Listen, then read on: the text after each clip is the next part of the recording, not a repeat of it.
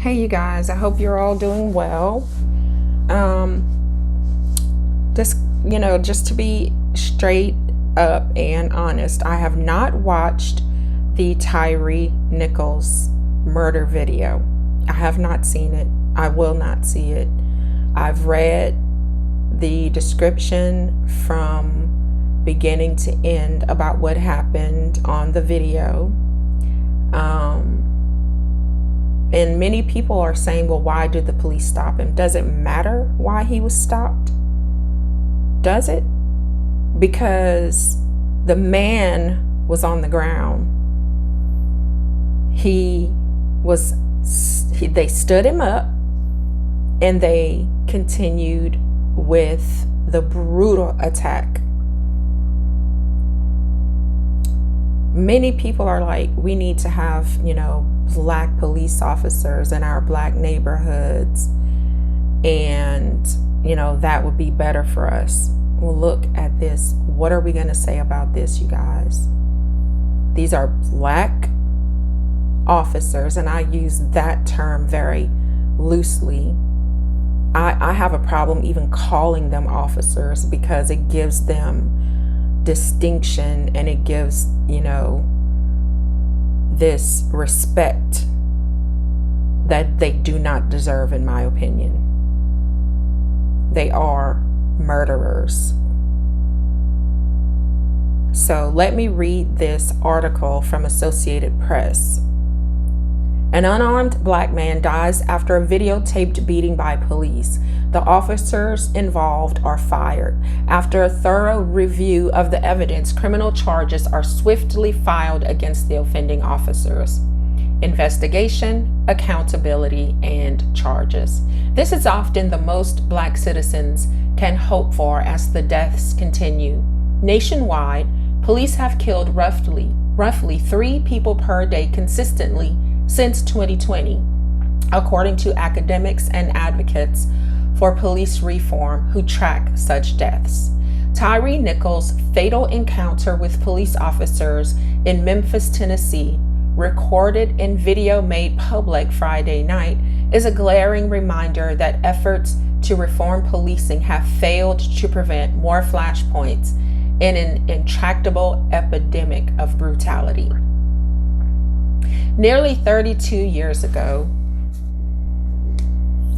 Rodney King's savage beating by police in Los Angeles prompted heartfelt calls for change. They've been repeated in a ceaseless rhythm ever since, punctuated by the deaths of Amadou Diallo in New York, Oscar Grant in Oakland, California, Michael Brown in Ferguson, Missouri, and so many others. George Floyd's murder in Minneapolis in 2020 was so agonizing to watch. It summoned a national reckoning that featured federal legislation proposed in his name and shows of solidarity by corporations and sports leagues. All fell short of the shift in law enforcement culture black people in America have called for. All fell short of a shift in law enforcement culture black people in America have called for. A culture that promotes freedom from fear, trust in police, and mutual respect. So I'm just going to interject. Yes, we do see that police brutality is most visited on black people, but we're not the only ones who are in fear. I mean, I know Hispanic people who have been beaten by the police, not in numbers like black people, but it happens a lot, and they're afraid too. So it's not just black people, you guys. The culture, in my opinion, the police culture, I'm not going to just say that it's white guys, especially now. Look at these officers.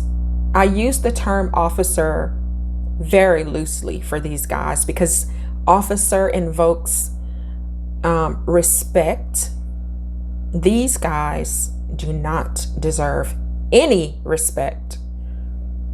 And what they deserve is a very long time behind bars.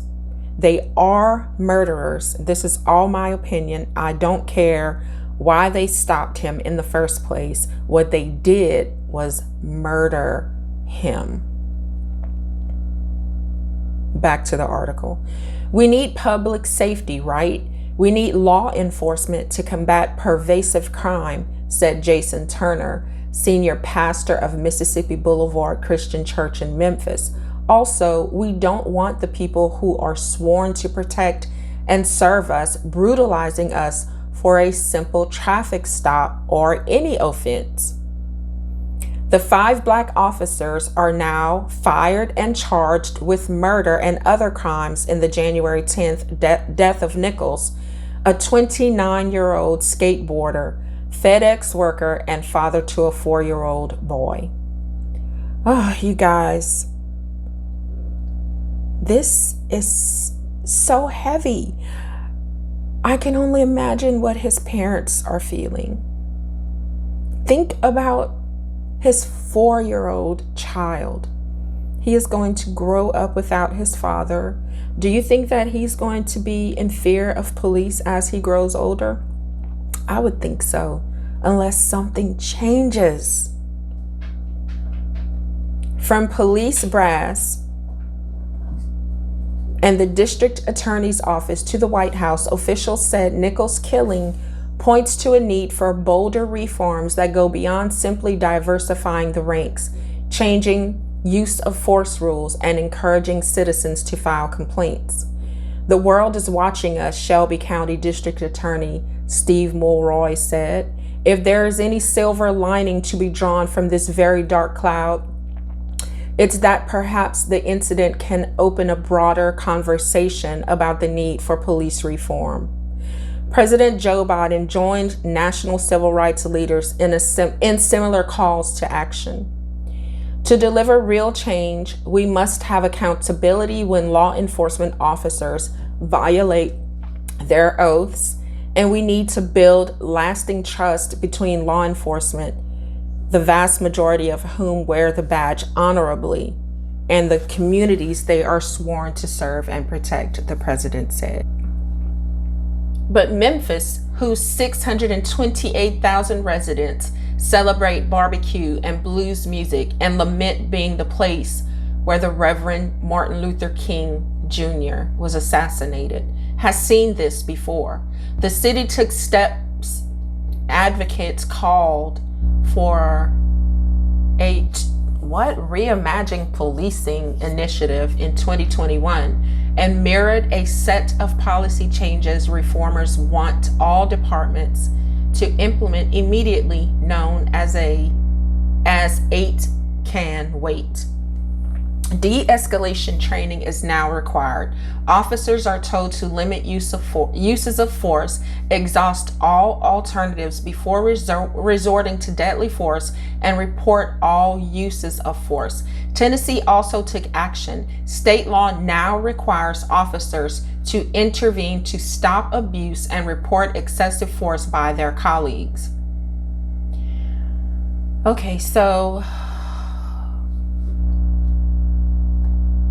I'm not going to finish this article because it just goes on and on and on and on and on about the policies and things.